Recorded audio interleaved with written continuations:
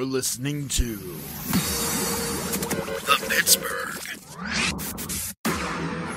Piledriver. What the hell is that? Podcast.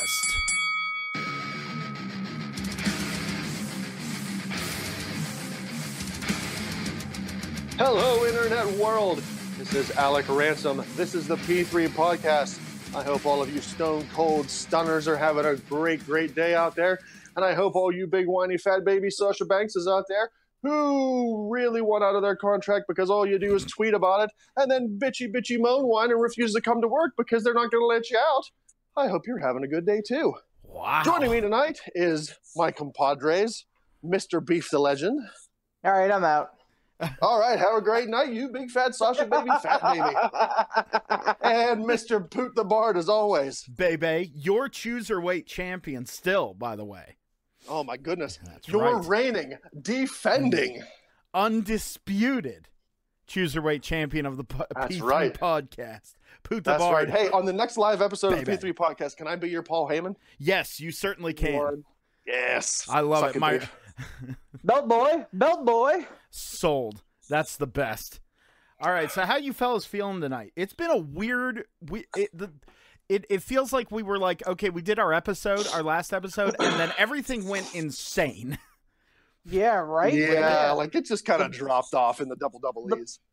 The bottom fell out real hard, or the top blew off, or some combination of the two. It's been insanity, and we'll get to as much of it as we can possibly remember without having strokes, because it's just been nightmarish.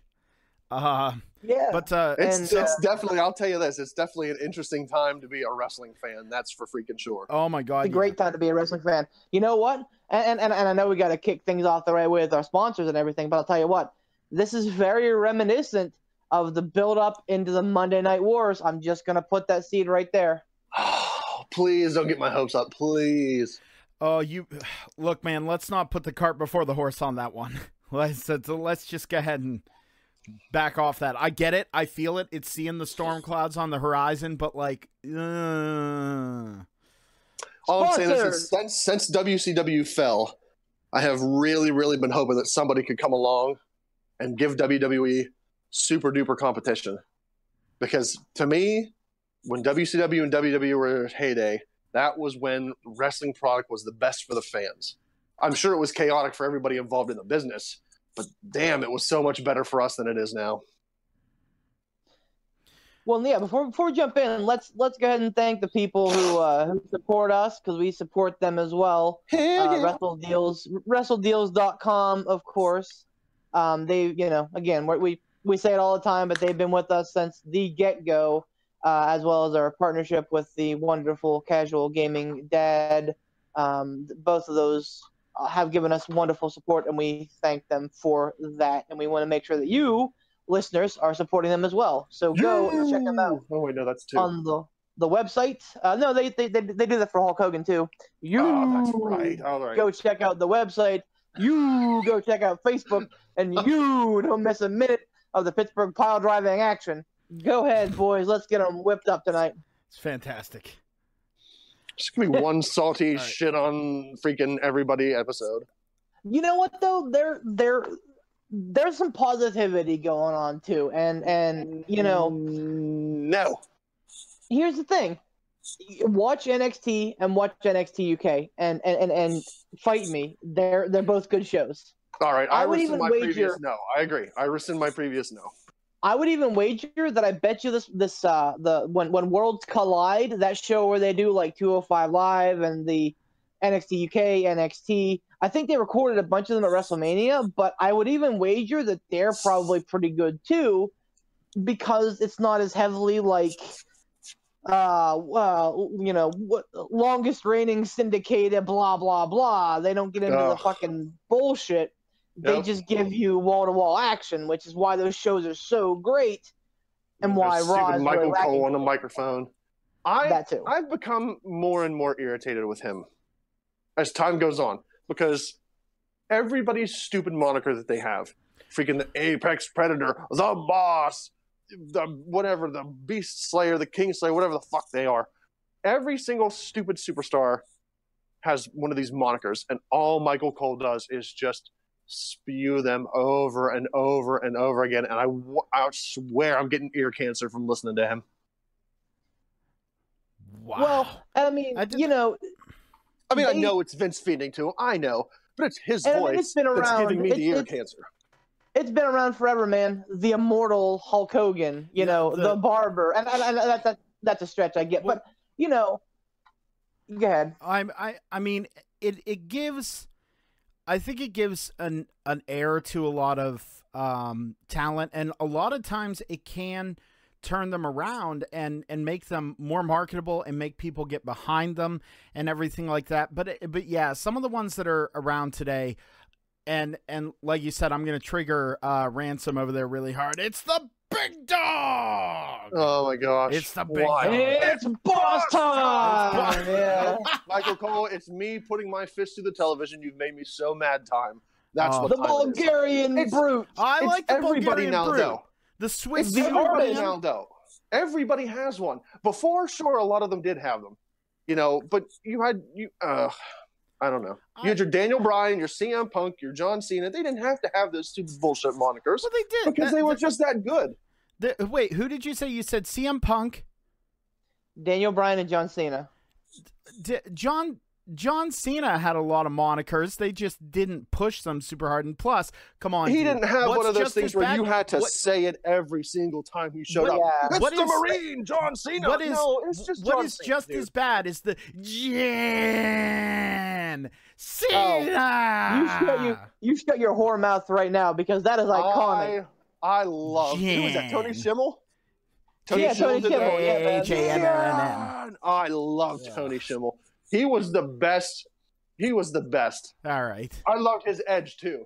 The rated No, man. Star. The superstar. I loved it.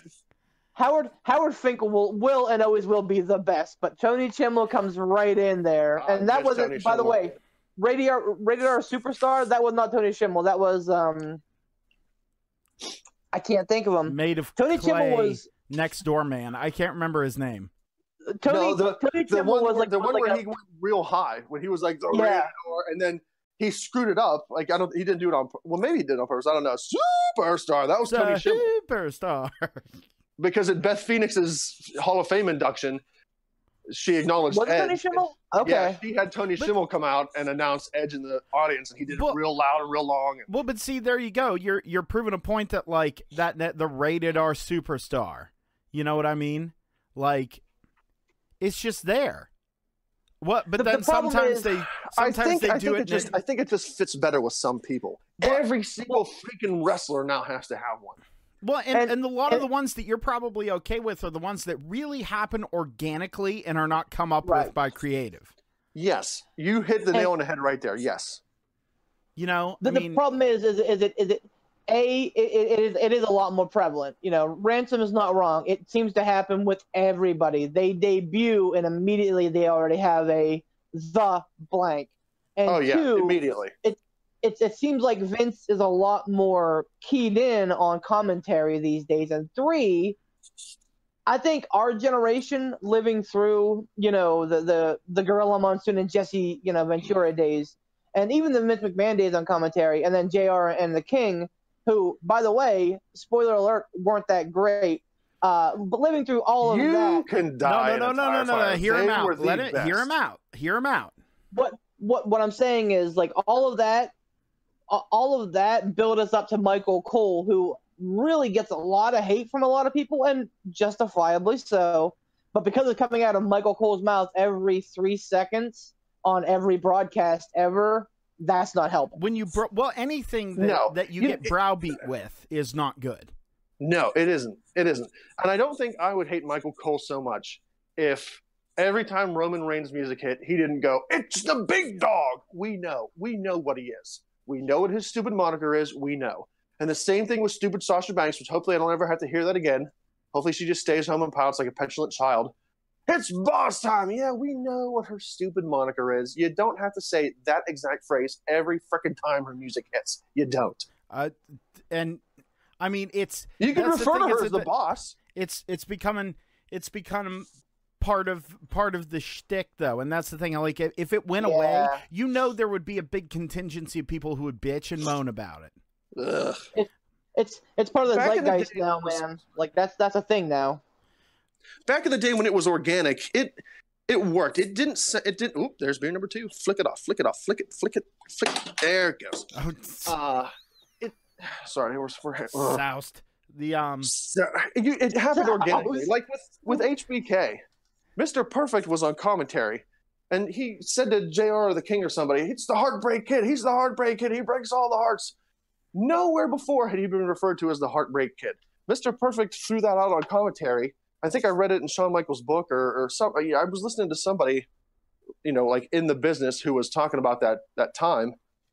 And it was organic. He didn't get labeled with that. Mr. Perfect called him that just on a whim at commentary. And then Vince was like, holy crap, the Heartbreak Kid. That's freaking amazing. Let's roll with it. And that's exactly the point that I made. It's that whenever and then there are some things like, I don't know the genesis of it, but it seems like he just said it in his promos, whenever he was with the Hart Foundation, the best there is, the best there was, the best there ever will be. You know what I mean? Because he was saying, much as I hate Bret Hart was saying that back whenever they were doing that, and then when he went solo, he just hung on to it, and it became iconic. You know what I mean? Yep. Right. As much as I hate to give Bret Hart props, that wasn't a freaking backstage thing where it's like, what can we call this guy? He came out and he said, we're the best there is, the best there was, the best there ever will be. And it's like, hey, man, that's a freaking amazing phrase. And that's a great way to refer to yourself. Yeah. Yeah, it happened organically, and it worked. No matter who said it, whether it was on commentary or whether it was Bret saying it, it worked. It didn't feel like it was being shoved down your throat. Well, speaking of things that are getting shoved down our throat, how about the rampant name changes that are going on right now? I was just about to segue into that. Good call, too. Thank you. So we're gonna we're not gonna have a rantings tonight because this is it. Let's ease our way into it. First of all, one that I think is either a lateral move or might be a slight improvement. Robert Roode. I love it. I'm not gonna lie. I absolutely love this. Wasn't he Robert Roode in TNA? Yes, he was. For a cup of coffee. And I didn't know that. I thought he was always Bobby Roode because when I started watching TNA, he was Bobby Roode, and when I came back to TNA, he was Bobby Roode. But apparently, there was a period there where he was Robert Roode. So yeah. I thought he was Robert Roode in Beer Money. I can't remember. With the change that he's done, shaving in the mustache, giving that very, very, very obvious nod to Rick Rude. I mean, really giving that nod to him. Plus, by the way, Bobby Roode or Robert Roode, whatever, Robert Roode, he looks like $1,000,000 and he's in his 40s.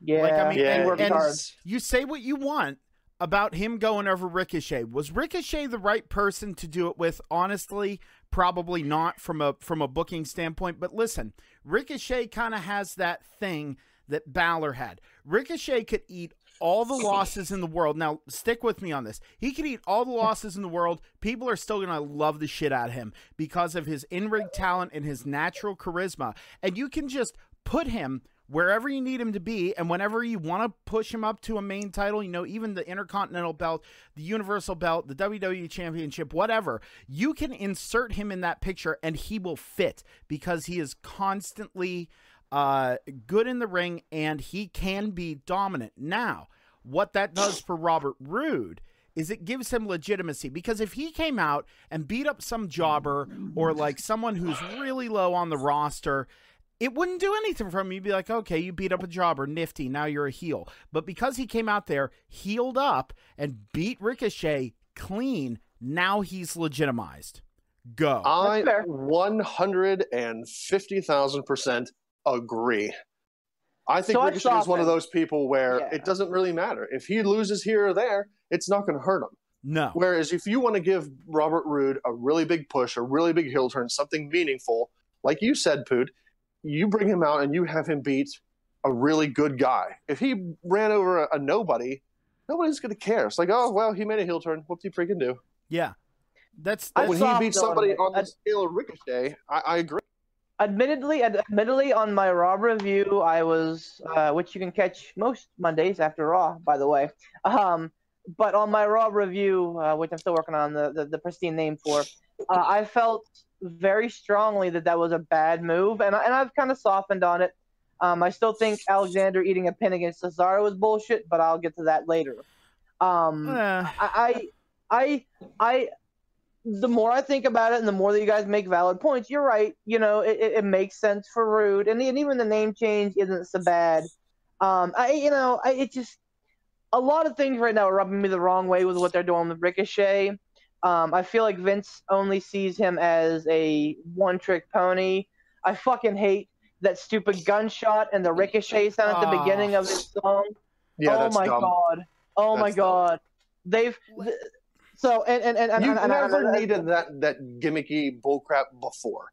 You didn't. He never needed it before.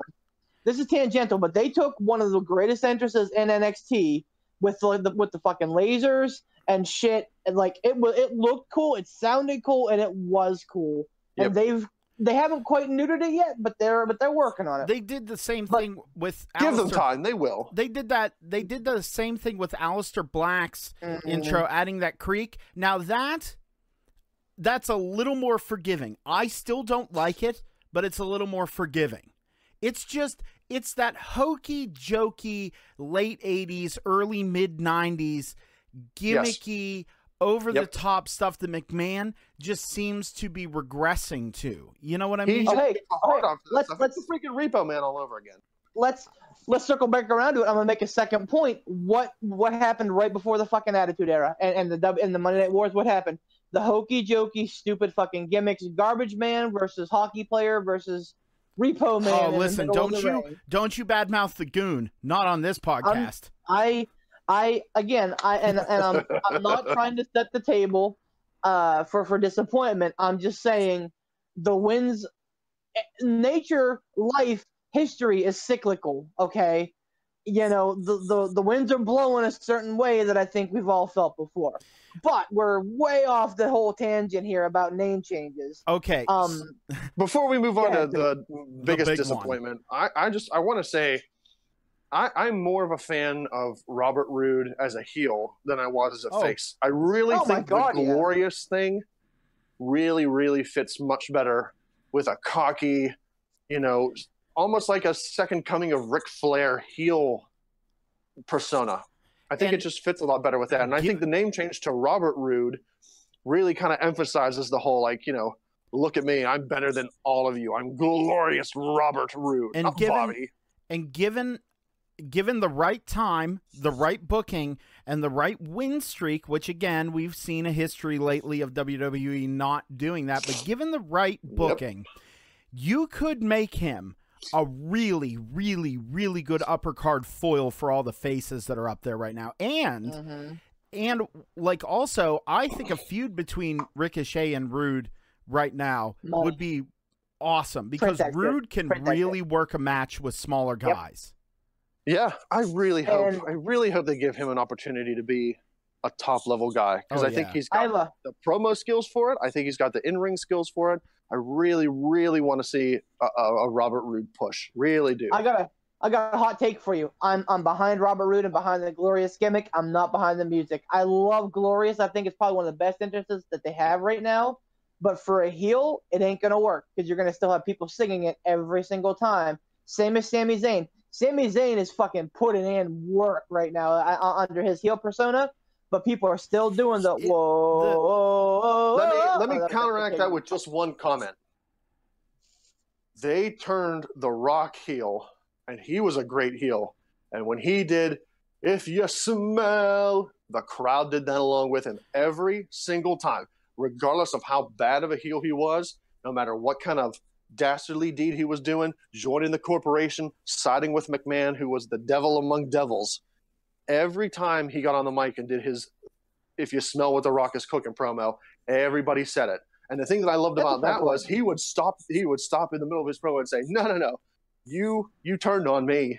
You don't cheer me anymore. You don't get to play sing along with the Rock. And Sami Zayn is doing that. He's really working hard to make it. I love it. To make it. But the thing is, the problem is, unless he takes that next step in being like basically a son of a bitch to everybody, almost to the point of where it feels like breaking kayfabe.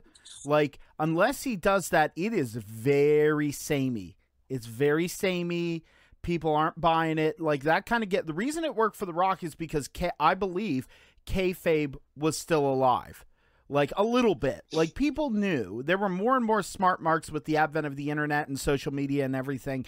But it worked because you really believed, like, a portion of the people believed that The Rock really was that way. Dwayne Johnson was really that way. You know what I mean? Like, so the thing is, they know that Sami Zayn is a good dude. And they know that this, so he's really, really got to up the game and go extreme with this to get it over. Which I think he has been. I think he has been. If you listen to his, they're fucking scathing. You know, we're not succeeding because of you people. And a lot of it's the same rhetoric that Daniel Bryan is using right now to get over as a heel, which is amazing as well. Like, you people, you fickle morons out there are, you know, doing this or doing that or not doing this or not doing that. You know, you're causing people to land on their head and be dead and all this other crap. Like, that is definitely striking a chord with the people, and you're right. They need to go ham on it, man. Sami Zayn needs to go deep on it. Deeper, faster, harder, giggity. Like, he needs. I think if I'm. Oh, I'm sorry. No, go. No, that was really it. I mean, like, he has to, because if he doesn't, you know, whatever, it just won't work. If I'm going to be if I can fantasy book myself as a backstage agent, one of the things I would really do to maybe kind of counteract that is every single time he comes out on his way to the ring, whether it's going to be for just a promo or for a match or whatever, anytime his music hits and he comes out, he has a microphone with him. And as soon as the crowd starts singing along, he gets on the mic and goes, "You've cut my music. No, we're not going to do that. We're not singing along with my theme song. I'm not this happy-go-lucky guy, blah, blah, blah. We're not going to have fun. I'm not here to have fun. I'm going to go do my match." I would love for you, him basically, to cut the crowd off. That'd be great. I think that would piss a lot of the fans off. That would really catch a lot of boos. And every time he came out, when they just start to get into singing along and having a great time, he cuts them off. Ciampa did it. Like, no music, like, came out, no fanfare, and people, the roars of "fuck you, Ciampa," and like, it was great. My god! And you know who else did it, and I think did it well, but it wasn't the right time and it wasn't really received, but he still did it well, was Dolph Ziggler. Yep, Dolph did it really well. But that's it. We're getting off course. The name changes. Let's talk about the Big Daddy one. Oh my gosh! So, please. War Machine / War Raiders / the Viking Experience / the Viking Warriors / the Viking Raiders / Berserkers / Magoo. Pirate Extravaganza. Blah, blah, blah. I can't. Chubby High Flyer Extravaganza. Yes. There we go. I love it. Please bring back Paul Burchill and have him dressed like a pirate. And oh my god, I want that. I love the Paul Burchill gimmick. I loved it. That was great. The standing Spanish fly he did, the walk the plank. Freaking sail in the 7 sea dum-dums. But anyway, no, this is the thing that it's just, this is what I was saying about the hokey jokey stuff. What does even now it's gone and it's not coming back, but people are not going to forget. You know what I mean? What is a Viking Experience? You know what that sounds like? It sounds like a fucking stupid thing at Disney World. Yep. That's what it sounds like. And by the way, why did Vince even think that was valid? Who around him didn't look at him and go, how about the Viking Raiders, or how about the Berserkers or something? No, we need the Viking Experience. Give people the real Viking Experience. And you know what, Hanson, Rowe, that doesn't work. Those are I would have loved to have heard the crickets in the room when Vince was like, "Yeah, we're going to change their names. They've established themselves in NXT. People were chanting war, war, war. People loved them. People loved the name. We're going to go ahead and bring them up to the main roster, and I want to change it to the Viking Experience." I would have loved to have heard the crickets in that room where people just freaking facepalm at the idea of that. You want to know why they did the initial change? It's because of war. Well, because of war, and that won't fly with advertisers and sponsors. Yep. Oh, for Pete's sake. War's too okay. Remember Raw's War and Warzone, how they suddenly went away? because for that very reason, because of 9/11. I hate to be that bassist, but 100% 9/11 happened, and people are like, whoa, war. But there's terrible. a big difference between a tag team who dress up like Vikings and call themselves the War Raiders, and a character like Muhammad Hassan who comes out with people dressed up in black Taliban looking garb. They say if you listen really closely to intros, you can still hear him screaming underneath that stage he got power bombed into. Oh my gosh! No, but that's a huge difference. I don't understand how that could be connotated in any sort of bad sense. They're not coming out dressed like soldiers. They're not coming out dressed like camo. They're not. They're the War Raiders. They're coming out dressed like Vikings. We live in a world. We live in a world where people get offended by fuck all everything. Like, yep. And that's the thing, is that people would be, and so we have to change it. And you know what? If they said, what have they settled on? Viking Raiders? No, that's what it was before. Now it's back to Viking Warriors, which is weird. It's so hang on, wait. They were the War War. Raiders, and then the Viking Experience, and then what? Right. The Viking Raiders, and now the what? Viking Raiders, and now allegedly. Now this is not official because they haven't been seen on Raw yet. It was on a word poll. is that word is that now they're calling them now the Viking Warriors, which is okay too. Here's the thing though. Did you guys notice? Did you guys notice that the name Viking Experience is not gone? Their finisher, which was in NXT called Thor's Hammer, which is an okay name. I would have preferred them actually calling it Mjolnir, but I think that they're probably licensing issues, I bet. Oh yeah. But Thor's Hammer is not much different. Anyway, but it's still an okay name. But when they hit it on Monday night, they called it, and there it is, the Viking Experience. And I heard that, and I'm like, there it is. There's that fucking name coming back around. Well, Son of a bitch. And you know what? If they want to call the finisher the Viking Experience, whatever, knock yourself out. It was probably Vince just going, well, we can't call them that. Guess what? We're calling them my name, but that's their finisher. It's my name because it's my idea, my name. Like you're not going to completely shit on my idea. That's but that's the thing, is it just proves, this is proof positive that we've always known, and we've always said that Vince has the final say on everything. But this is to the point where it's showing. Number one, he definitely out of touch. Number two, all he gives a shit about is money, not the product. And we've known that. Like, these are all obvious things, but if this is not proof positive of that, I don't know what is. They have not tried to hide that for a long time. That all they give a crap about is money. So here's the thing, not a big secret.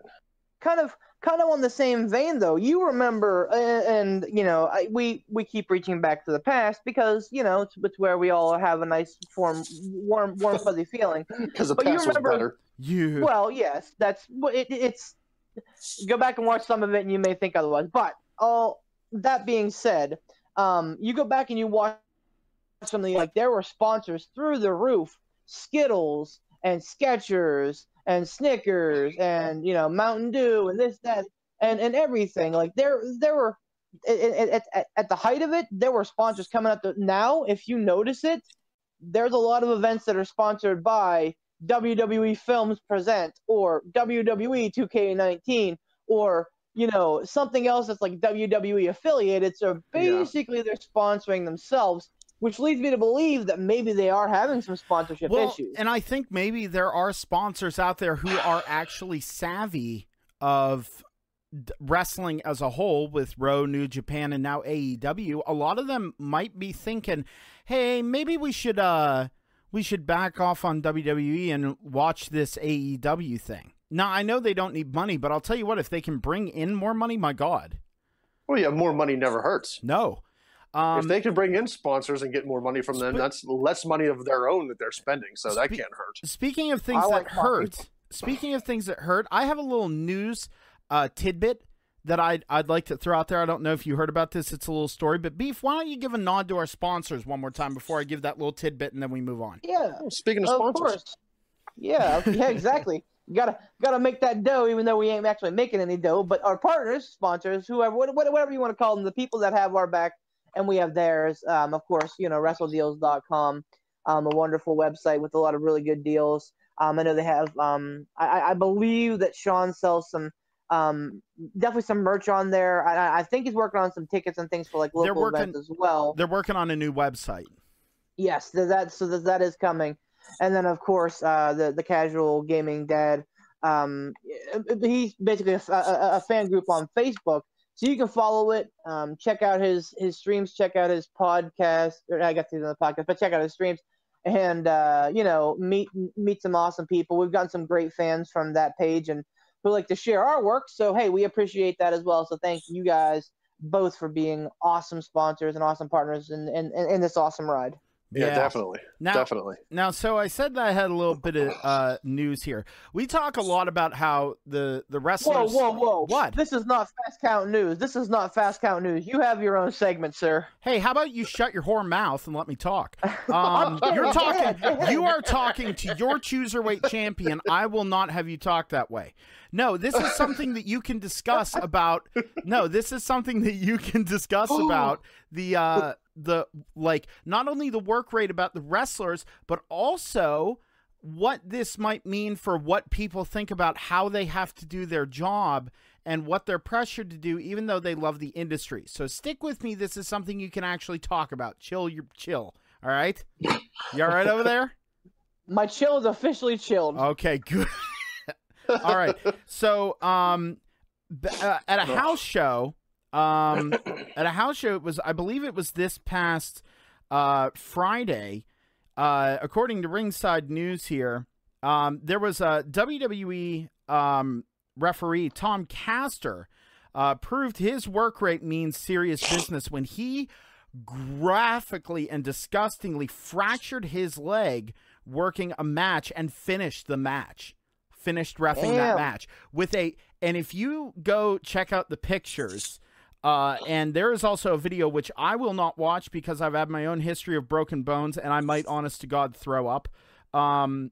He worked this match and with this like mangled leg, and it was a Tyler Breeze match. He was it was Breeze versus Velveteen Dream. So Breeze is working house show matches for NXT again, but Castor broke his leg and absolutely did it. Now there were like finished the match and finished the work. Kayla Braxton said on her Twitter that Tom Castor is the epitome of professionalism, and that was evident last night when he broke his leg during a match, but didn't let that interfere with his job. The man loves what he does, and hope he has a speedy recovery. Apparently Castor, when he was being taken out, looked up at one of the officials that was there as well, grabbed his hand and said, "I love this business." I haven't seen the video, and like you said, I probably won't watch it just because. Ooh, gross. Is it as bad of a break as the Sid Vicious leg break in WCW? Yes, because that was Jello leg, and that was super you know what gross. I'm going to do? I'm going to I'll send it just in our own little ecosystem. I will send you a screenshot of, of this. People think it's pretty nasty. People think that reffing is like a step down from wrestling, but that's not. You know, and I'm gonna name drop here, Bryce Remsburg, who is like the official of the Indies. Like if you watch like a big indie show, you're gonna see Bryce Remsburg probably because he's all over the place. I believe he's pretty local actually. His sister actually managed a couple of boys down in KCW, Youth Gone Wild. Oh really? So it's pretty, Bryn. I forget her stage name with them, but anyway, I'm getting off point here. But he's awesome because of his reactions.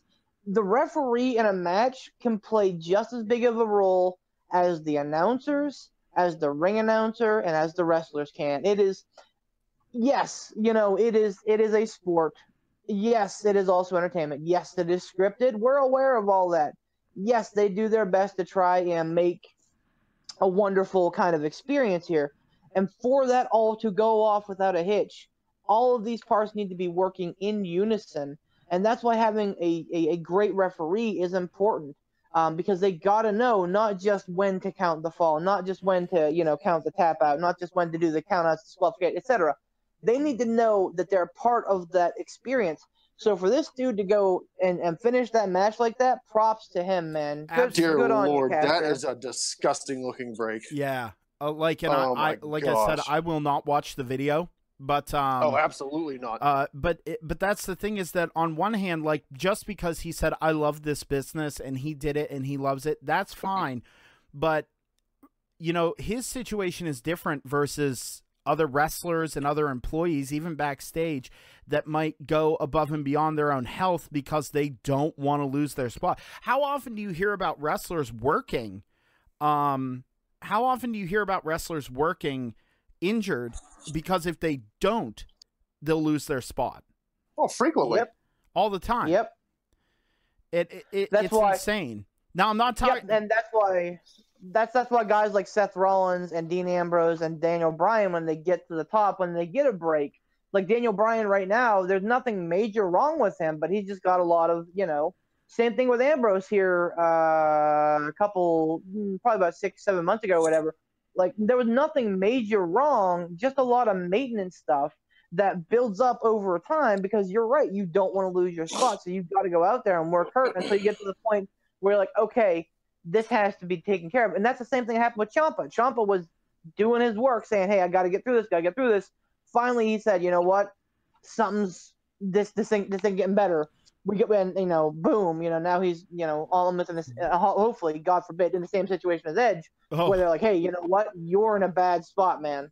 It sucks. I hope not. It sucks. I hope not either. But, regardless, I just wanted to bring that up. Absolute props to him for finishing that match. Seriously, that is a professional.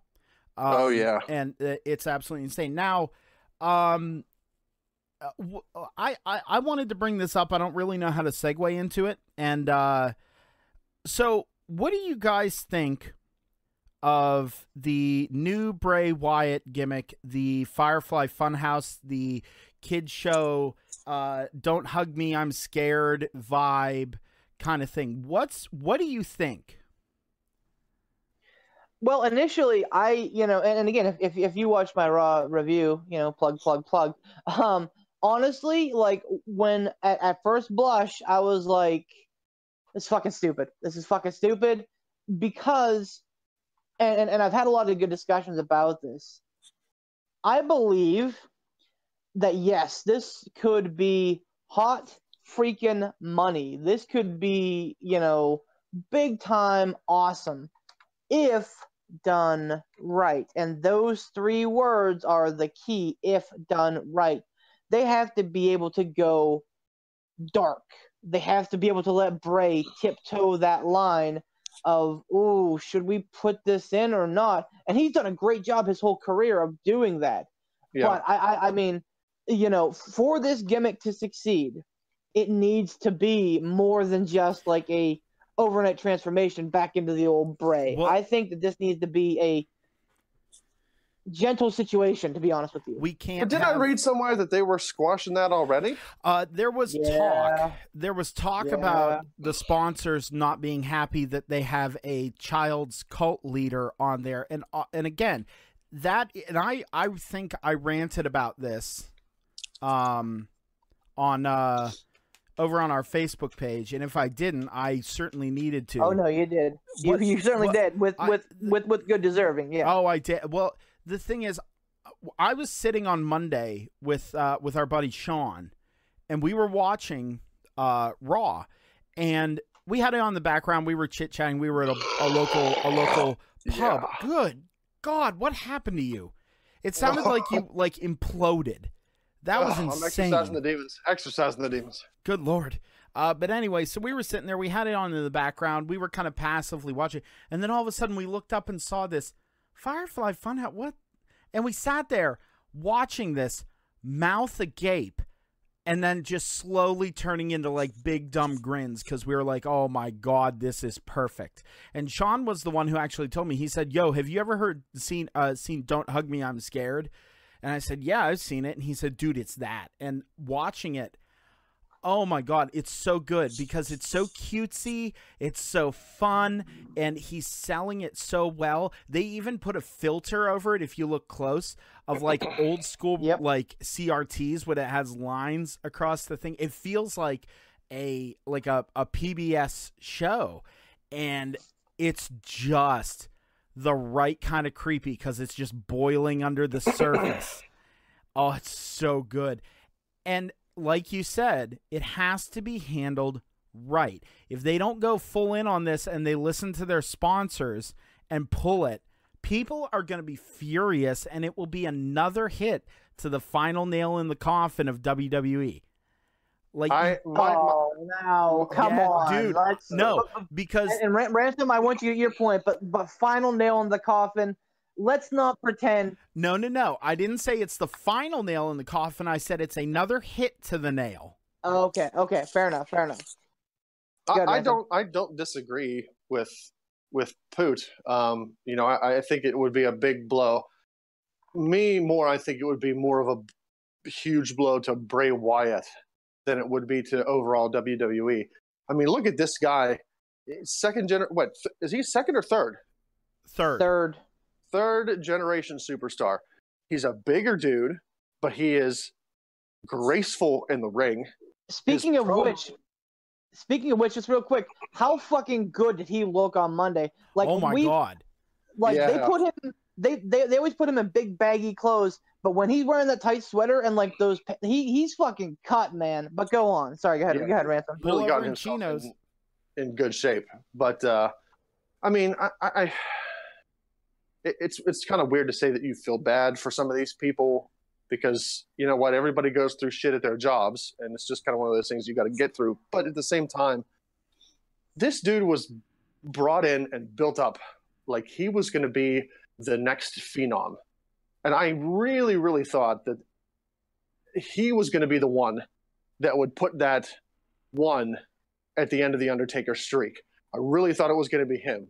I thought it would have been really fitting if it was him. I would have been fine if Undertaker versus Sting and Sting lost the Undertaker, fine. Oh, there it was again. I don't think Sting would have been the person to put that one at the end of the Undertaker. What would that have gotten Sting? He was at the end of his career anyway. So who cares if he lost to the Undertaker? But we'll never know because we didn't get that match. But Bray Wyatt, man, the guy is just phenomenal. The Wyatt family gimmick was amazing. Him by himself was amazing. And I'm fearful. Oh, the dogs are barking. Never you mind. It's not a junkyard. It's barking? just the just big Mordor. dog. Nope. Big dog. Nope. I'm hanging up. Nope. Nope. Don't encourage him. Dog, don't encourage him. He's done so much, and it's what the fuck. All right. I'm gonna go over and Stone Cold Stunner this dog. Dude. Oh, here's the thing with Wyatt, though. I don't want them to pull the plug on this too soon. Like, I don't want them to give in to the sponsors and end up pulling the plug. I think that'd be a huge mistake and a huge hit to Bray Wyatt. And like you said, Beef, I'm very fearful that it's going to be these promos of the Firefly Funhouse. He comes out and does one or two matches with this Firefly Funhouse gimmick, and all of a sudden he's back to Swamp Rat Bray Wyatt. Like, if you're going to go back to that, fine. I'm fine with them going back to that. But mother freaking dogs. But transition it correctly. Don't just have it on a snap decision. Hey, we're back to good old Bray Wyatt. Please do something good with it. I love the Swamp Wizard. I love the voodoo, like that whole spiel. And he kind of got away from it a little bit, but like when he first came in, like the flowered shirts and the fedora and like the deep South, like the Alabama, Mercy Mississippi, gimmick, man. Waylon Mercy, 100%. By the way, it works. Did you see it worked? Mercy the Buzzard is also wearing a Hawaiian shirt. I did not. That's awesome. No, that's fantastic. That is a nice little that's a nice little nod. Here's the thing with Bray Wyatt, though. He's always had amazing character work. Whether it's been, the Swamp Wizard when I like calling it that. So that's not obviously that, but that's what I like to call it. But like the cultist when he first came in, and even like his like WWE Championship run with Randy Orton, like that was all done very, very well. Even the broken stuff was all great. And they'll knock this out, but the problem with Bray Wyatt is and always will be his wins and losses. You talk about guys like Rude and Balor and Ricochet who can afford to win or lose here and there. Bray Wyatt cannot afford to lose any more matches in the big time because every time they've gotten behind him, it's been a huge build, and then the feet are cut right out from under him. And I'm not talking about losing one match. I'm talking about losing successive matches again and again and again. There's never been any time where Bray Wyatt, that I can remember, that Bray Wyatt or the Wyatt family have won a feud. They've eaten it against the Shield. He's eaten it against Orton, Cena, over and over again. He's never gotten one over, it feels like. So that's even with the whole Daniel Bryan gimmick, where they forced Daniel Bryan to join, that lasted for a cup of coffee, and then Daniel Bryan came back and beat him. Like, what was the whole point of it? I think that they had grandeur visions. I think that they probably were going to extend it to Mania, but the fan swell behind Bryan was too much to ignore. It was really kind of not well thought out. It was a good idea on paper. It really was. But yeah. I really hope that this goes somewhere, because I absolutely love it. I think it's something unique, and you have the perfect superstar with the perfect possible. Well, like, the thing is, like, the pieces are in place. This, I don't know if he is part of it. I don't know who did come up with this. Maybe Bray had a hand in it. But to me, I immediately went, oh, this has Borash on it. This has Borash. Yeah, it doesn't feel like Borash. Yep. I don't know if it is him, but it really has that feel. But also, they even went in on those puppets. You know, they got, I can't remember who it was, but it's a really, like, famous like puppet artist and creator to actually make those. So they went to the nines. And also, this was pointed out. I can't remember. It was on a podcast, or it was on a video that I watched. Someone pointed out that it really takes a lot of effort to make something look shitty on camera, like purposefully shitty. You know what I mean? Like, especially when you have such high def cameras. Yeah, that right. I mean that like the set, the way it is, they could do when he's doing those gimmicks or those promos and stuff, which I can't wait for the next one. That dog can't wait either. The apparently not. Like, I don't know what the flick's happening. But like, they could do it's so a many. Big dog. They could do so many things with that, to where they put like little Easter eggs in the background or little spooky things where you go, oh, what was that? Was that a thing? And you go back and rewind it, like. It was that. I mean, it reached number 7 on YouTube trending. Yep. Like, number 7 of all the videos on YouTube. Like, that's insanity. You should look at that and go, oh my God, we have all the money in the world. Like, and that's why I think that he's not going to listen to the sponsors. They played it again on SmackDown Tuesday. Yeah. The sponsors, the sponsorship was like a groundswell on like Monday night after it, so it was happening on Tuesday. It came across their desk on Tuesday morning, and they still rolled the vignette again on SmackDown. So I think that they're probably going to at least kind of continue to test the waters out.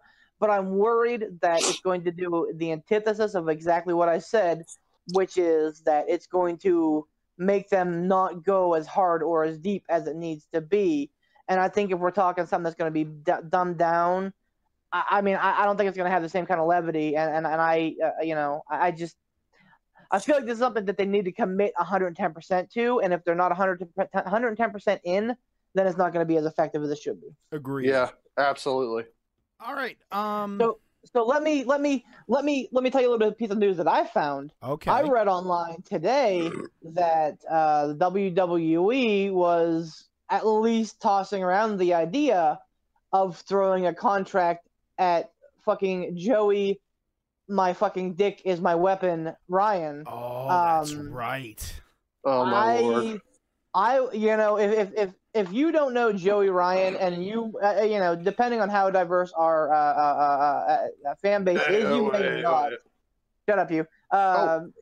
Depending on whether or not you know Joey Ryan or not, he is a wrestler who kind of jumps the shark. He's a guy that is very – I think his gimmick is basically kind of like he's just like an offset porn star, more or less. He does things like at Impact United We Stand, for example, when he faced Tessa Blanchard. He comes out to the ring with a lollipop. He's got a big porn stash and a big chest hair and whatnot. He came out and he always has a lollipop with him. In the middle of the match, he pulled a second lollipop from his tights and put it in Tessa Blanchard's mouth, which is absolutely disgusting. Wow. But like that's the kind of shit that he does, and like he's famous for the dick flip, where he makes wrestlers touch his junk, and then uses his junk to like hip toss them, which is a funny gimmick. He even got it sponsored. I think it was called the U-Porn Plex. Yep. That yes, sir. Yeah. So like, Oh my gosh. The fact that this guy is garnering attention, and the reason why, 3 letters, AEW. They want to keep this guy, which is a prominent indie guy, out of their hands. They want to bring him on. I don't think they want to bring him on as an on-air talent. The role that they wanted to bring him in apparently was kind of the same thing they did with Cassius Ohno. They want to bring him in as almost like a wrestler coach and then transition him into a coaching position. So it's basically you get to kind of end your career there and still wrestle and still, help put over young talent, teach them what to do. And I mean, he would be dynamite to teach people how to get themselves over using things that they're good with. And then he would transition into just a coaching role and have job security. I mean, do you really think that the WWE or Vince McMahon, whoever, is that afraid of this dude going to AEW that they'll give him a contract? They are. They want to lock down. They're down. quaking, man. Are they really? Dude, oh yeah. Like, so the fact that they're not letting Luke Harper out of his agreement, the fact that they're extending his agreement because he had missed time, that with the fact that they're touching this guy who honestly, and I love. All right, you know what? I'm not the biggest Joey Ryan fan. He's funny. That's not my style. I'm not a big like funny haha wrestler. He has his niche, okay? And I'm not bad mouthing Joey Ryan. But, like, the fact that this guy who would seemingly be untouchable by a company like WWE, the fact that his name is even coming up in meetings tells me that they're like, okay, we need to do some damage control and get out in front of this and stop some of these big-time indie people from signing. Well, and has AEW even had an official event yet? They're having Double or Nothing in May. Right. So their first official AEW event is in May, and WWE is already quaking. Dude, they don't even have assigned TV time. They don't have a weekly product yet. And WWE is already quaking. They have the backing of a multi-billionaire who just will throw money at them. They're making a better work environment to where people don't have to travel all over God's green earth, and they work less and get paid as much, if not more, than in WWE, and they also have people knocking on their door. They're in talks, and they're fixing to announce a TV deal. Yikes. Yeah. And they have the best I didn't realize that it was that severe. Oh, yeah. They have the best wrestlers in the world. I mean, Cody Rhodes is 100% recognizable by pretty much any wrestling fan, but you also have Kenny Omega, who I think is probably the top guy right now. You have Chris Jericho, who I think is probably the greatest of all time, or at least in that conversation. You have Pentagon Jr., who is an up-and-comer. You have Phoenix, who is a great high flyer, probably top 3 or 4 in the world high flyer luchador style. And you said Penta, right? Yeah. The Young Bucks, who are critically acclaimed tag team. Jericho. You have that's what I'm saying, man. You have people. And now you're getting into people like James Storm, who was in NXT for like 2 matches and then left because he wasn't feeling it. Like, you're getting people who are Deonna Purrazzo, or not Deonna Purrazzo, what's her name? Blue Pants. Blue Pants, who got a freaking pair of blue pants over, is now going to be on AEW. The Librarian, which I'm into. Right. So here's the thing. I think Chris Jericho might have been the one where that probably shocked the most people. Because, Cody had been on the indie scene for a while, and Chris Jericho has always been one of those guys where he went from WCW to WWE, and he was a huge, really big freaking deal in WWE. And now all of a sudden, he's not just like bouncing around doing these like one little things, one-off matches or one-off feuds here and there. He's signing an actual contract. Mm-hmm. I think that's a super big deal. When you have Jericho doing that? Oh my God, yeah.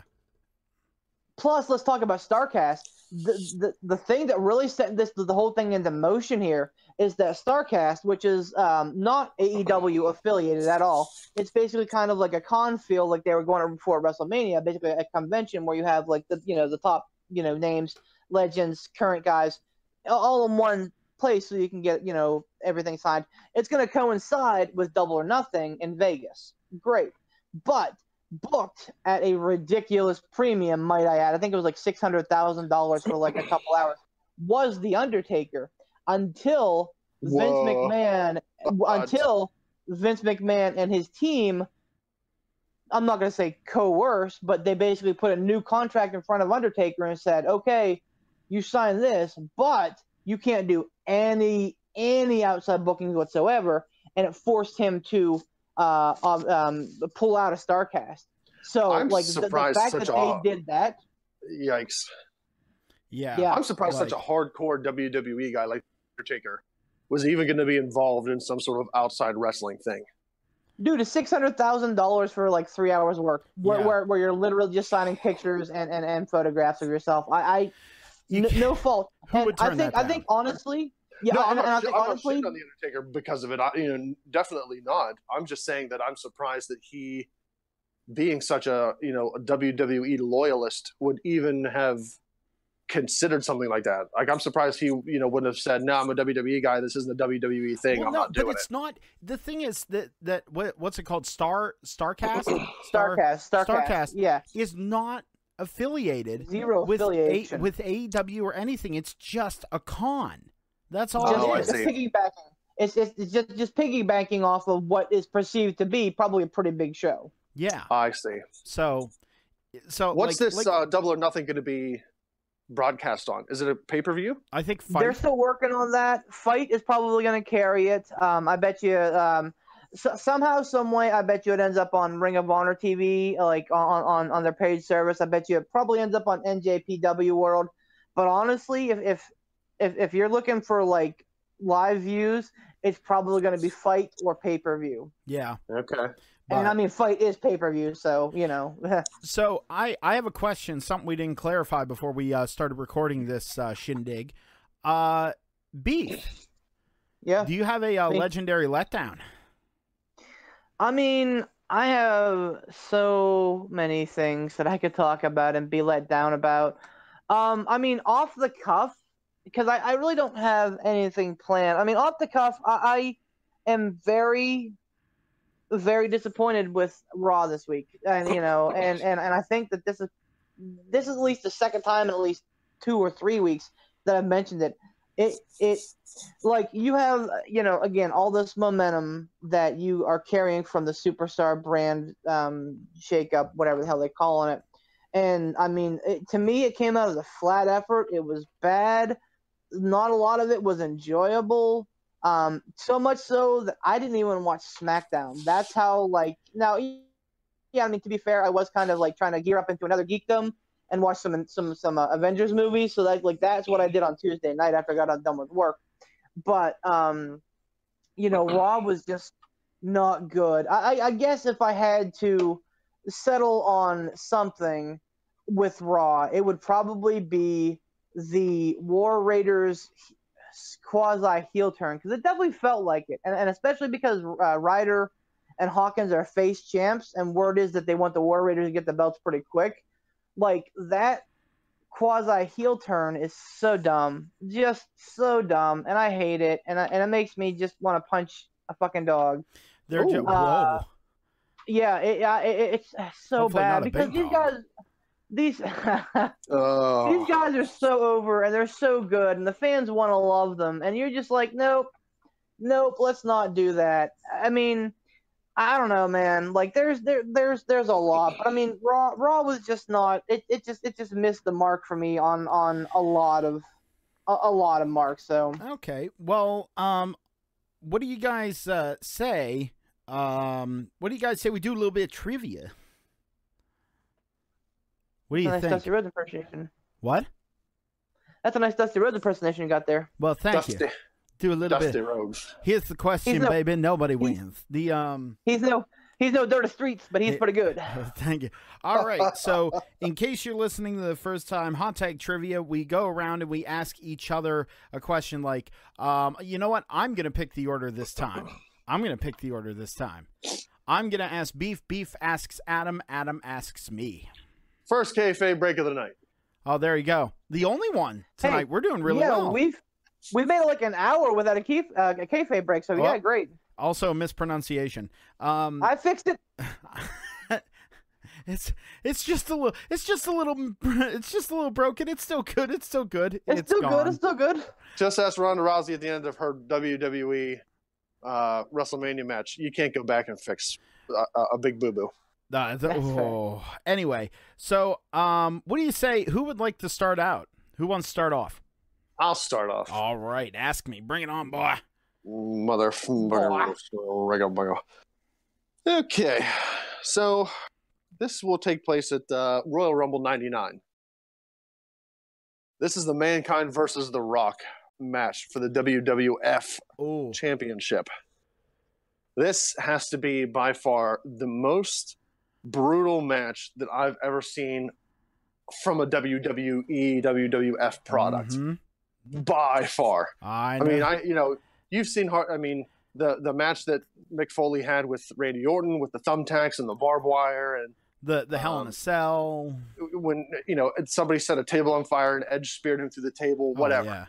This match has by far been the most brutal WWE match I've ever seen in my life. Just ugly. So I don't know how anybody in that match was like, you know what, we're okay with this. To that point, the minute that you said that match, I had like a visceral reaction that was like, ugh. Yeah. It's hard to watch. Okay. It's hard to watch. So in that match, I'm sure as you well know, Mick Foley did end up getting handcuffed. Yes. By The Rock. In this match, how many chair shots to the head did Mick Foley take? 14. No. Oh, am I over? You 17. are over. Oh, 12. Oh, really? 12. 17. Still over. 10? No, it was definitely 12 or 14 chair shots to the head, unprotected. It was 11. All right, I was in the ballpark, headshots with that freaking chair. With a non-gimmick chair, mind you. Nope. It was a straight-up chair, straight up to the face, straight up to the head. No protection, no hands up. I can't imagine how anybody in the back could have okayed something like this. I mean, if you're going to get a lot of chair shots, if it's going to be to the back or one of those chair shots to the knee, around the turnbuckle, whatever, it's still you're getting whacked with a chair. But you're not taking brain damage when you do something like that. This was 11 chair shots to the head. I don't know how somebody when they ran through this match didn't go, isn't that a little bit dangerous? It's because it's Foley and he's an insane son of a bitch. No. Was that the inception? That by the way, I don't think was his idea. As I recall reading his books, I don't think that was his idea. Oh, okay. But was that the inception of? By God, he's got a family. Yes, I believe. Yes, I believe it was. All right, JR doing that. I was close. Coincidentally, who won that Royal Rumble? Who won that Rumble? Yes. That was Stone Cold. Yeah. You're both wrong. No. Oh. You want to give it another shot? Who was 90? Michaels? Nope, Michaels was gone by 99. He was gone by then. Hold on. So The Rock won the match. It was 99. So 15. Was that? Oh, it was McMahon. That's who won it. Yep. Stone Cold entered number 1. Vince McMahon entered number 2. That's right. And The Rock returned in that match in the middle of the Royal Rumble to help Vince McMahon, and then Vince McMahon threw Stone Cold over. What a and won the Royal Rumble. So there you go. Vince McMahon not only has a WWE Championship record, he also won a Royal Rumble. Oh wow! Of all the people they could have decided to have win the Royal Rumble, Vince McMahon. All right. Well, what a year! What a time! All right, Beef, are you ready? I'm ready. All right. So, with the victory on April 7th of the year of our Lord 2019, with Kofi Kingston's victory winning the WWE Championship from one Daniel Bryan, we ushered in not only the first fully African American champion, but also a new number, breaking through to a number here. He was a new champion, completely new champion. Beef, how many people have I'm sorry. I'm wording this wrong in my head. How many reigns, separate reigns, have there been with the historic WWE title? Now, there have been multiple people who have held the belt at any given time, but how many individual title reigns have there been? Good Lord. I have no idea how you would even come up with that number. It's actually not outside the ballpark of Beef knowing. I have three numbers in my head. Both are hundreds. I don't know if it's 100, 200, or 300. I feel like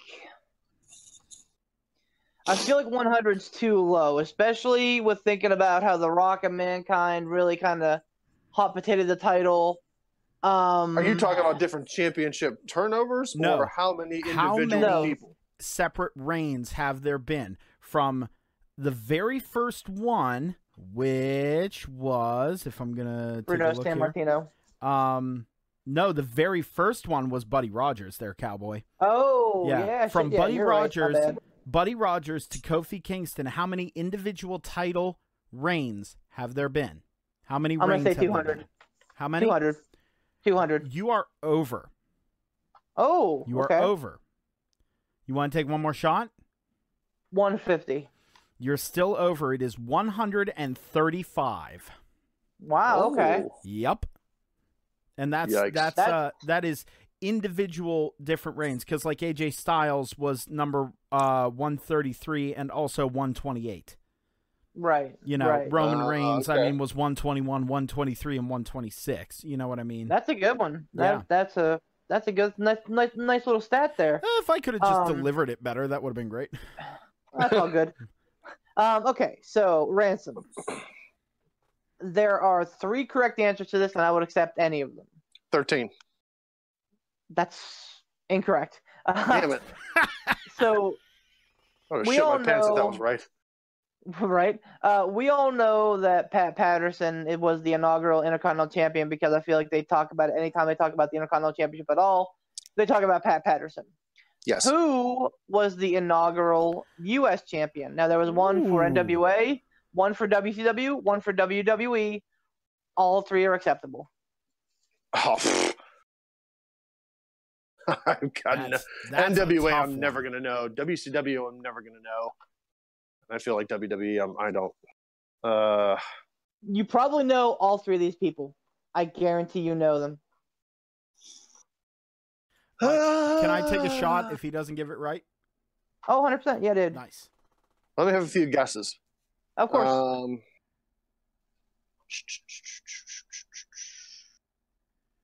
Jeff Jarrett, Nope. Carlito. Nope.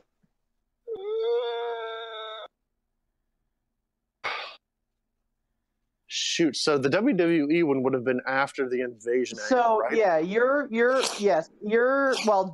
during actually, you're kind of smack dab in the middle. If you take the middle of like Jeff Jarrett's WWE run and like Carlito's run, if you put your finger kind of right in the middle of there, that's where the U.S. Championship kind of came to be. U.S. champion. Okay, so I don't want to have you give all the answers to exclude Poot from guessing. But can you give me some hints? And let me try and guess who the first WWE I will give United you States one champion hint. was. I will give Oh, you jeez. one hint. Okay. He was an MVP. Oh,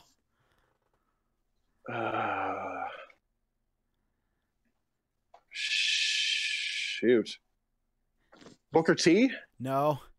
He wasn't You're Diamond close, Dallas man. Page. What? No, wasn't Diamond Dallas DDP. Page. No, you Nope. so you said he is an MVP. I did. Okay. Is it MVP? And it is not. Nope. Oh. Can you give me anything else? Any other can't. hints? I can't. Seriously. Nope. Was he? All right. I will. Was he somebody I who will came from WCW to WWE before the invasion angle, No. or he came? Derek. He came. Derek. Oh man. I will give you one more hint. He is no longer alive.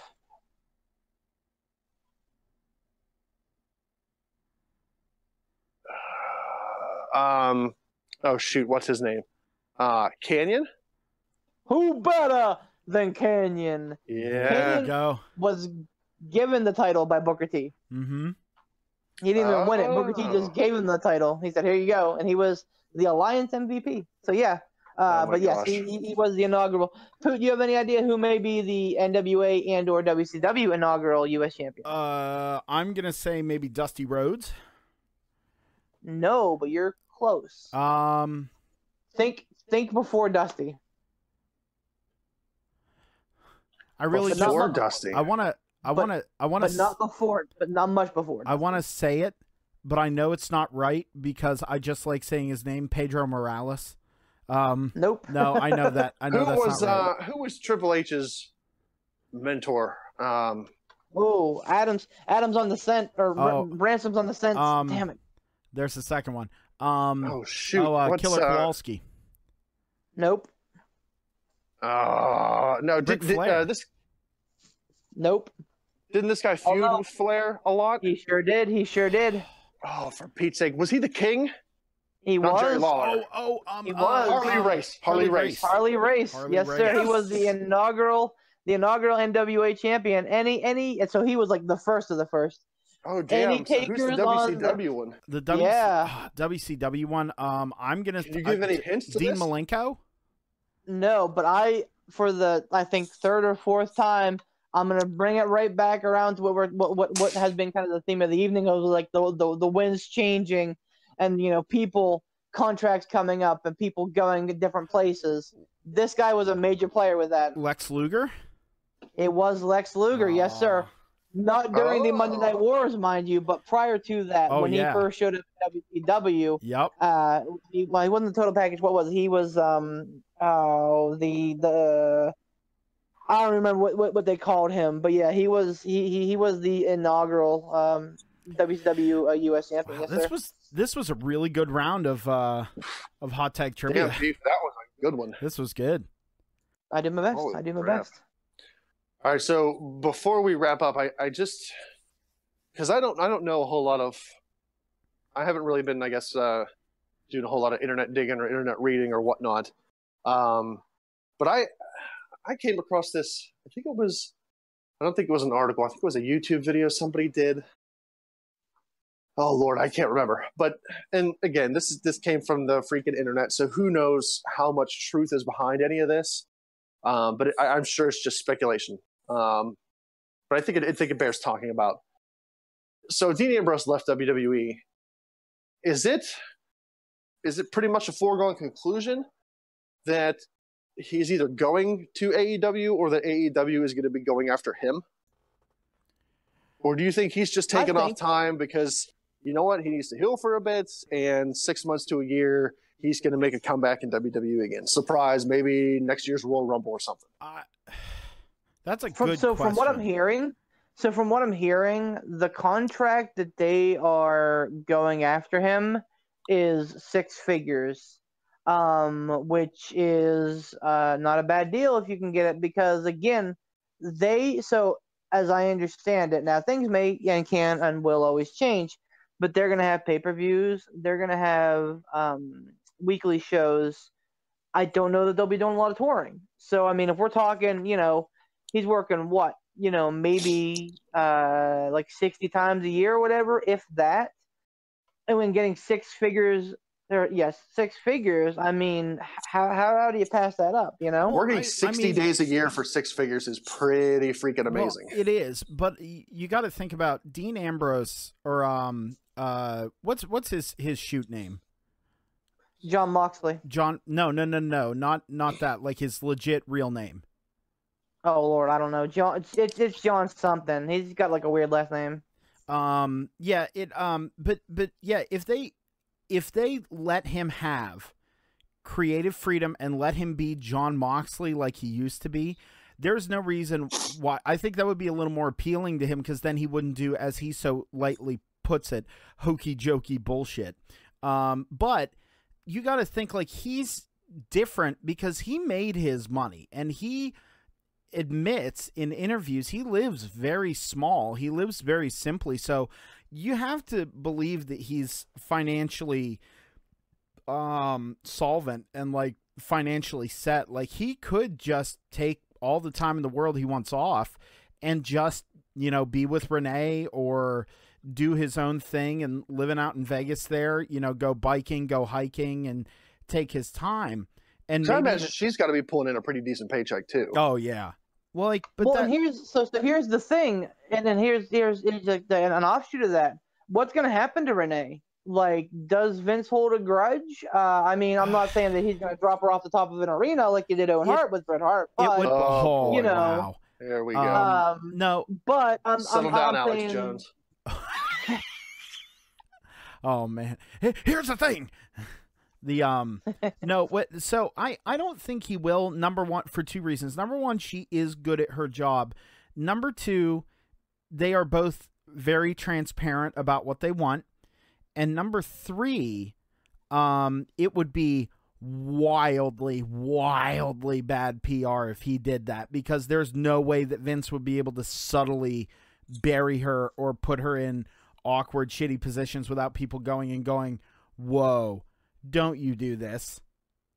And don't you think that Vince probably wouldn't have given the Shield so much of a send-off if he was bitter and jaded about it? Sure, the Shield draws money. Wasn't a really great send-off. I mean, it was a network special, the actual like last match. But when he announced that he was leaving, like they didn't try to hide it.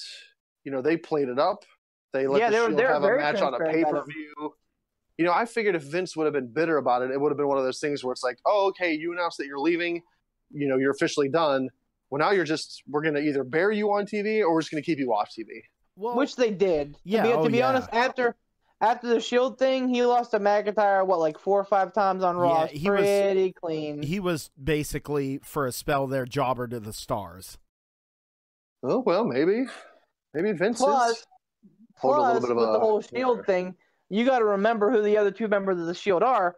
2 guys who Vince is basically entrusting his company to for the next 5 to 10 years. And you don't want to piss them off on just on a bitter, like, you know, I hate that guy kind of thing. So the 3 of them are really genuinely tight together? Oh, yeah. 100%. Oh, okay.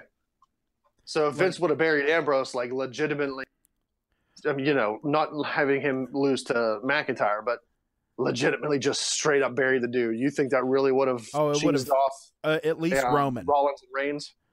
At least Roman. Oh, you think it would have cheesed Roman off? Well, because Roman and Dean are the ones who are super tight. Like all 3 of them are, but like I think Roman called Dean his road wife. You know what I mean? Like, I see. So like they were and are really good friends, and I wouldn't put it past, like, let him go out, let him do his thing. Because maybe, like I said, maybe Dean doesn't want to work. Maybe he just wants time off. You know what I mean? And maybe he will come back. And if he does come back, I wouldn't be surprised if they make him like mid-card, upper mid-card guy and lock him there. Well, really? And Ransom, didn't you say something, and I might be stealing your thunder here, but didn't you say something in our messages about him, you reading somewhere that he was offered like a Brock Lesnar level contract where he could basically come in and go as he pleases with a decent pay grade? That's what this YouTube video said. And again, it's taken with a grain of salt because anybody could post a YouTube video spouting any sort of nonsense. But what we're doing. Yeah, but at least we're trying to be humorous about it. True. This I think video made the claim that, you know, Vince is so desperate with this AEW thing that he is either willing or has offered Dean Ambrose not a Brock not a Brock Lesnar level contract, but pretty close. So he'd be working more days than Brock Lesnar, probably more pay-per-views than Brock Lesnar, but still, something that it's not like okay, you're a guy who's just going to go out on the road. You're going to work house shows. You're going to work every Raw. You're going to work every SmackDown. He'd offered him, according to this video, a significant amount of money for a lot less days. So I don't know if that's them being afraid that AEW is going to say, hey, here's 6 figures for 60 days? Yep. Come on in. They just stack your days towards the end of the year. Take time and freaking heal up. Well, I mean, the thing is, too, the reason, and people have been questioning, is Ambrose worth that kind of money? And honestly, he is. I mean, he's really good in the ring. He's good in the ring. He's really good on the mic when you let him do his thing. And he is one of the guys right now. Like, you have a wealth of incredible talent and worldwide known talent, but it's mostly to people who are really, really into wrestling, who know a lot of these guys. Dean Ambrose would be the guy. Jon Moxley would be the guy to go, the casual fan knows who he is. Yeah. So he would bring in the casual fan. I really believe that. I mean, Jericho will do that, and I mean, Kenny Omega and the Young Bucks are so much part of the wrestling zeitgeist that they'll do that too. But I mean, Ambrose would bring in the kids, who know him from the Shield and know him as the Lunatic Fringe, and all those people that bought all that Shield merchandise, they're going to be like, hey, one of the Shield guys is wrestling up here now. Yeah. Well, and here's the thing, man. I mean, these are. And, again, we're kind of circling the wagons. These are incredible times. Let's talk, and I'm just going to kind of throw some names out here. Billy Gunn is 100% associated with AEW. He is on board. Road Dogg stepped down from SmackDown producer. That's a big deal. He basically was in charge of SmackDown. Dean Malenko, who was a road agent for 8 years now, is gone. Luke Harper asked for his relief. The Revival wanted out. The Usos were looking at greener pastures. These are not low-level guys. These are guys who have been champions in the past. Sasha Banks is looking like she's probably looking that up right now. Ugh. These are people who WWE and Vince McMahon has basically enshrined and said, here, especially when I look at like guys like the Revival who had a great NXT career and guys like the Usos, whenever, they're synonymous with like the best tag team wrestling right now. And now you start talking about guys like Dean Ambrose, and the ever ubiquitous CM Punk, like who may or may who's basically kind of dipped his toe back into the wrestling game. When you talk about their talent that all elite wrestling has, when you look at their talent and their world traveled. Like if you listen to Dave Meltzer, which a lot of people do, a lot of people put stock in him. Oh yeah. These are the guys that are putting on the best matches in the world. You put them with a billionaire who's got money to burn. You put them on a cable network with the voice of the voices, Jim Ross, who again I'm not a giant fan of anymore, but still he's the best guy. If you're flipping through channels and you hear Jim Ross on TNT talking about Kenny Omega just drove Chris Jericho through 3 tables, like you're gonna go, oh, that's JR. Again, it's the casual fan thing. Like a lot of things are really kind of moving into place here. This is a big deal, yeah. Yeah, but and then before we do wrap up, Beef, you did mention one name, and we don't have to cover a whole lot on this because honestly, it is all speculation at this point. But the same YouTube video that I watched who mentioned Dean Ambrose and this, big fat deal that he could be getting with AEW also mentioned the fact that Vince McMahon has, I don't think that they said that he has extended a contract or an offer to CM Punk, but the video did mention something about Vince McMahon bringing up CM Punk's name about how, maybe we can lock him into something, whether it is an actual Brock Lesnar contract where he works maybe 5 to 10 days a year. They would have to throw all of the money at Punk. Like, I mean, but here's the thing, so much that no matter what your morals or anything, it would have to be what we colloquially call a fuck you amount of money at him. I'm sure. But I mean, if you're Vince and you're Punk, and if you take into account, if you have listened to the podcast that CM Punk did with Colt Cabana after Punk left WWE, a lot of the problems that Punk had was the fact that he was beat up. He was working injured. He was working hurt. He didn't like the way that his character was being portrayed. Well, not portrayed, but he didn't like the way it would go because, it would be, okay, you're going to lose to Triple H. Triple H goes away. Now what for Punk? You're going to lose to The Undertaker. Undertaker goes away. Now what for Punk? You're going to lose to Lesnar. Lesnar goes away. Now what for Punk? Punk, I think, seemed like, and as much as he could be an ass, he seemed like one of those guys where he was concerned with what his on-screen character was going to be doing next. He was looking towards the future for his character, which I think is a smart thing to do. And I think probably if AEW said, hey, man, come on over here, we're going to pay you a Brock Lesnar style contract where you make all the money, you work none of the days, and you don't have to deal with a John Laurinaitis or a Vince McMahon or a Triple H. The only in your creative days. The only reason why the only reason why I think he would say no to that is because someone like CM Punk needs more time to get their message really cemented and do it well. That's the thing with Brock. You can just say, oh, I'm going to destroy you and have Paul Heyman talk. Punk is much more nuanced with his character and his character's purposes. He would have to have more time, and I think that's the thing. So even to go off of that point is like, if AEW is willing to pay, if it's to be believed, if AEW is willing to pay a six-figure deal to Dean Ambrose to work 60 days, if Punk is willing and wants to work more days and more events and do more matches because he wants to get his message across, wouldn't that just mean a bigger fat stack for Punk if he went to AEW? And I would have to think, especially after this, masked, hoodied, whatever guy who was apparently Punk showed up at this indie show. If you're Vince McMahon, you have to think to yourself, okay, they can give or will give Punk everything that we screwed up or wouldn't give him. And now you've got potentially Ambrose, you've got Cody, you've got Jericho, and now Punk shows up over there. And if they sign him to a deal, that's got to be really worrisome because even the casual fan knows CM Punk. Oh, yeah. Mm-hmm. I mean, I would think that the casual fan would know CM Punk a lot better than they would know Dean Ambrose. And I think if Punk were to officially come out and say, hey, guess what, guys? Look at me over here, CM Punk, AEW, I'm all in, and cut one of those promos, dear Lord in heaven, I would have to think that that would get Vince McMahon sweating bullets. Oh, indeed. Oh, he's already sweating bullets. Here's the thing, and here's, and I know we're going to wrap here, but I got to say it.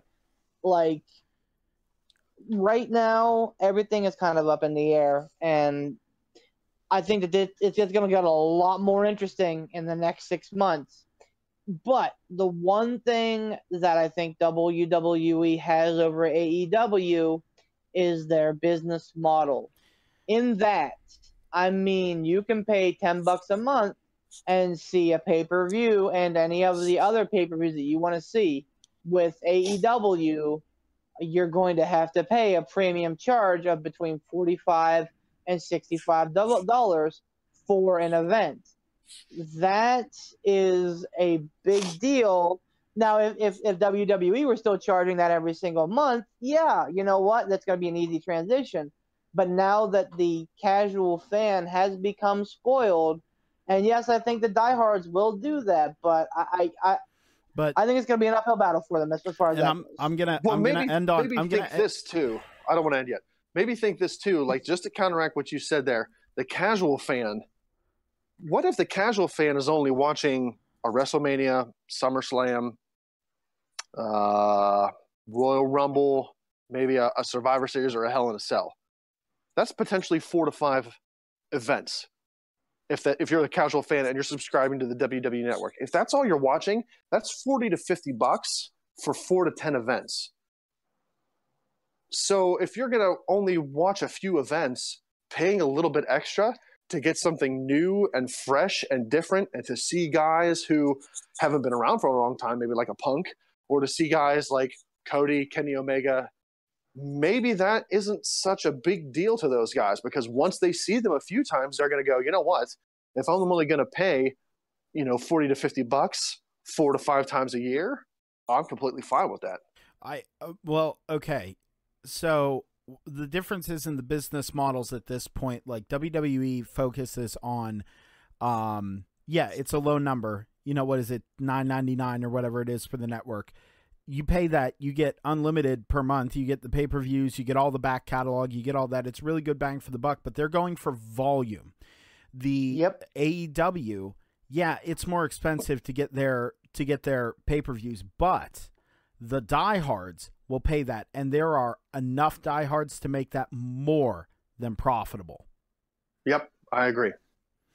But yeah, I mean, like that's a lot of stuff, and I would like on the next episode we should talk a little bit more about this Punk conjecture, because I think that's a good something we could sink our teeth into. But we should do that next time. What do you boys think? Oh dear Lord, who knows? If we do another one again in a week or 2 weeks, a lot can happen. I mean, just as you guys have seen, a lot's happened within the span of 1 to 2 weeks already. Oh my God! If we don't do another podcast for 1 to 2 weeks, who knows what could happen?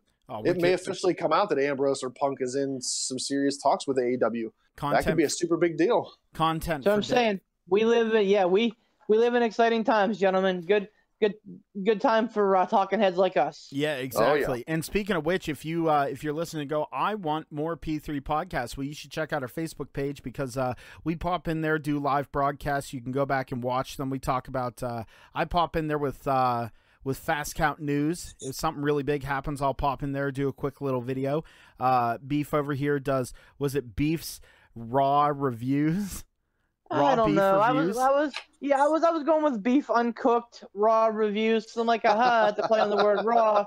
But I do a lot of NXT and NXT UK reviews too, and probably pay-per-view. So we'll see. We'll see what sticks. You figure it out, and then maybe Sorry, I haven't done a whole lot of the jump in yet, but with life and children and work, and we'll have the insane Edge Alec Ransom pop in there every once in a while.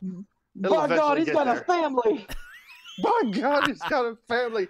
He can only record 5 minutes every few months. All right. Well, Beef, you want to thank our sponsors one more time? Poot, I would love to. Again, WrestleDeals.com. WrestleGills. WrestleDeals.com. WrestleGills. Can you wrestle under the water with that? Blub, blub. We're big fans of both of those products, and we hope that you are as well. You can catch the WrestleDeals.com website. There's a lot of really great merch that Sean's selling there, and like I said, I think that we're getting tickets and stuff on the indie scene as well. And Tom works very hard on his Casual Gaming Dad channel, not only streaming himself, but also linking to other great streamers as well. So if you dig the whole video game community and watching playthroughs, he is the Casual Gaming Dad is definitely a guy to follow. And links will be in the description of the YouTube video, so you check that out. So would one of you two dummies plug the P3 podcast Twitter and then begin the plug of your own Twitters? Yeah, we're so bad at that. Follow us on Facebook, Pittsburgh Piledriver. Same on YouTube. The Twitter is the only one podcast. Yes, the Twitter is the only one that's really different, which is at Pit Piledriver. We're trying to get more active there, but send us feedback, send us questions, send us, angry letters. I mean, we'll take anything at this point. Just hit us up, give us something. You can also check us out on Anchor.fm, Pittsburgh Piledriver Podcast, and also you can find us on Spotify, Google Podcasts, and plenty of other wonderful platforms for your podcast listening. Good God, you sounded like a backwards talk in Five Nights at Freddy's. Hey, sometimes I just gotta go. You never go full Bray Wyatt. Never go full Bray Wyatt. Never go full Bray Wyatt. You dum-dums plug your own Twitter accounts. All right, that would be at Poot the Bard for me. Oh, Lord, also, you can check out you can also check out my my YouTube gaming channel, Poot the Bard. It's all about Brandon, baby. Hey, keep it simple, man. Listen to you. Mine's up at Beef the Legend 42 on Twitter. I like to talk wrestling on Twitter, and I like to get at people. And it's a fun time on Twitter because Twitter's always a dumpster fire, and I'm always a guy to throw another couple matches in there. Antagonize people. Yeah, he does. Sure do. All right. You can find me on the Twitters at Triforce Ransom. I'm following currently Beef and Poot, and I believe I have maybe 14 or 15 tweets and I have 0 followers. So, hey, you know what? Jump on the bandwagon, be the first one to follow me, and you'll get a tweet every 3 to 4 weeks. It'll be great. That sounds great. It's super exclusive. I'm terrible at the social medias. Old man Ransom's at it again. Oh my like God! clouds. Get my cane. Get my cane. All right. Get off my lawn. All right. Get off my lawn, you whippersnappers. Well, folks, this has been a really good episode of the P3 Podcast. Thank you for listening. I am your Chooserweight champion, Poot the Bard, baby. Beef the Legend. I don't care. Or it's Alec Ransom. Or right. it's Adam. Or it's J Money. Or maybe it's Hamburger Helper. Who the frick knows with these dum-dums and their botches? I love it. Sponsor us, Hamburger Helper. All right, bye, Yeah, everyone. Get that glove up, yeah.